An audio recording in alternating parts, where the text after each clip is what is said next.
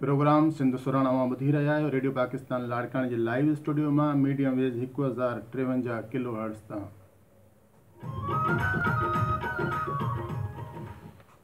साईं मुंहिंजा अॼु आहे 9 अक्टूबर। 9 अक्टूबर ते सिंध जो अवामी शाइर उस्ताद बुखारी असां खां विछड़ी वियो हुयो। जे सूंहं साथ ॾे त बुखारी बची पवे। उस्ताद बुखारी जी ज़िंदगी जो पहिरियों कलाम इहो हुयो ऐं उस्ताद बुखारी 16 जनवरी 1930 ईस्वीअ में जनम वरितो। असुल नालो अमन शाह हुयसि ऐं शाइरीअ में उस्ताद बुखारी जे नाले सां मक़बूल रहियो। उस्ताद बुखारी ड्रामा लेखक नसर नवीस बि पिणु हुयो ऐं उस्ताद बुखारी पंहिंजी ज़िंदगीअ में अदाकारी बि कई ऐं उस्ताद बुखारीअ जा तमामु ख़ूबसूरत कलाम अॼु बि रेडियो जी नशरियात में ऐं आम कैसेटनि में आवाम ॿुधे थो पियो ऐं उस्ताद बुखारीअ तमामु घणा शाइरीअ में किताब लिखिया।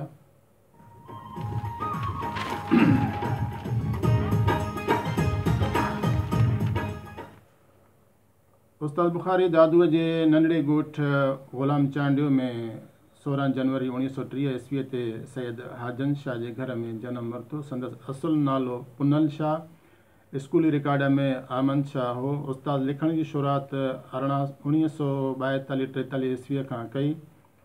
हुनजी अदब जी दुनिया में पहिरीं AS बुखारी, बाद में बुखारी दादवी ऐं आख़िर में उस्ताद बुखारी जे नाले सां लिखियो। उस्ताद बुखारीअ जो पहिरियों शेर असांजी मंज़िल रिसाले में 1952 ईस्वीअ में छपियो। उस्ताद बुखारीअ जो पहिरियों शेरी मजमूओ गीत असांजा जीत असांजी 1971 ईस्वीअ में शाया थियो। उस्ताद बुखारीअ जो पहिरियों कलाम वक़्तु ॾिठोसीं पाण पलियोसीं प्यार नथो पलिजे 1968-69 ईस्वीअ में उस्ताद मोहम्मद जुम्मन रेडियो तां ॻायो। बाद में उहो कलाम ग़ुलाम कादिर मीरपुर ख़ासि वारे बि ॻायो। उस्ताद जी शाइरी मंज़ूर सखराणी, उस्ताद मोहम्मद जुम्मन, ग़ुलाम कादिर लंजवाणी मीरपुर ख़ासि वारे ऐं मोहम्मद यूसुफ, आबदा परवीन, वहीद अली, ज़रीना बलोच, अनवर विस्तड़ो, उस्ताद गुलज़ार अली खान, मिस्री फ़कीर, कमर सुमरो, सरमद सिंधी, ममताज़ लाशारी, अल्लाहदाद ज़रदारी, शाज़िया ख़ुश्क, दीवा सर समेत सिंध जे नंढे वॾे फ़नकार उस्ताद बुखारी जी शाइरीअ खे ॻायो। उस्ताद बुखारी नसर में बि पाण मञायो ऐं केतिरा ई ड्रामा लिखिया जिन में अंजाम ऐं ॿिया शामिलु आहिनि। पाण स्टेज जे ससी पूनू ऐं ॿियनि ड्रामनि में अदाकारी बि कई। हू सुठी आवाज़ जो मालिक पिण बि हो ऐं पंहिंजी अक्सर कलामनि जूं धुनियूं बि पाण ठाहींदो हो।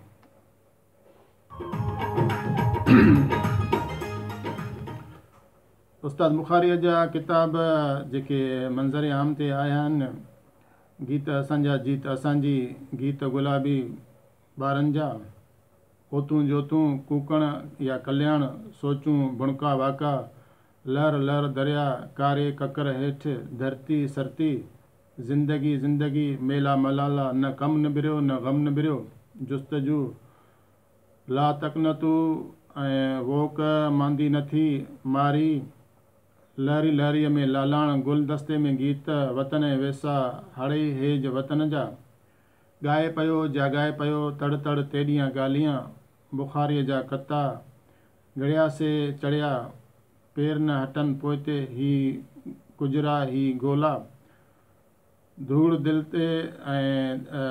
ते दर्द जी ऐं ॿिया जेके किताब आहिनि उस्ताद बुखारी जा हिन वक़्तु सिंधी अदब जी तारीख़ जो हिसो आहिनि। ऐं उस्ताद बुखारी जेको आहे झरजंग में ॿुधो वञे थो ऐं तमामु मक़बूलियत हुन माणी जंहिंजे करे सिंध हुनखे अवामी शाइर जो ख़िताबु ॾिनो। ऐं सिंध में तमामु घणा शाइर पैदा थिया आहिनि जंहिंमें जेकॾहिं सभिनी खे पंहिंजा ख़िताब मिलियल आहिनि, पर जेके अवामी लेवल ते ख़िताब आहिनि उहे थोरनि शाइरनि खे हासिलु आहिनि। हज़रत शाह अब्दुल लतीफ़ भिटाई रहमतुल्लाह अलैह खे शाइरनि जो सरताज चयो वेंदो आहे।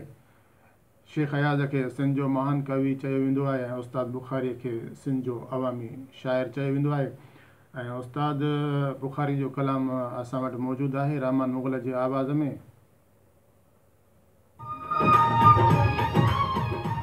जी मुंहिंजा साईं उस्ताद बुखारी खे तमामु घणनि फ़नकारनि ॻायो आहे ऐं उन्हनि फ़नकारनि मां मंज़ूर अली सखीराणी जेको आहे उस्ताद बुखारीअ जे शहर जो बि आहे, ॻोठाई बि आहे ऐं उन उस्ताद बुखारी खे तमामु सुठे अंदाज़ में ऐं जजी अंदाज़ में ॻायो ऐं हाणे ॿुधंदासीं मंज़ूर सखीराणी जो आवाज़, शाइरी आहे उस्ताद बुखारी जी।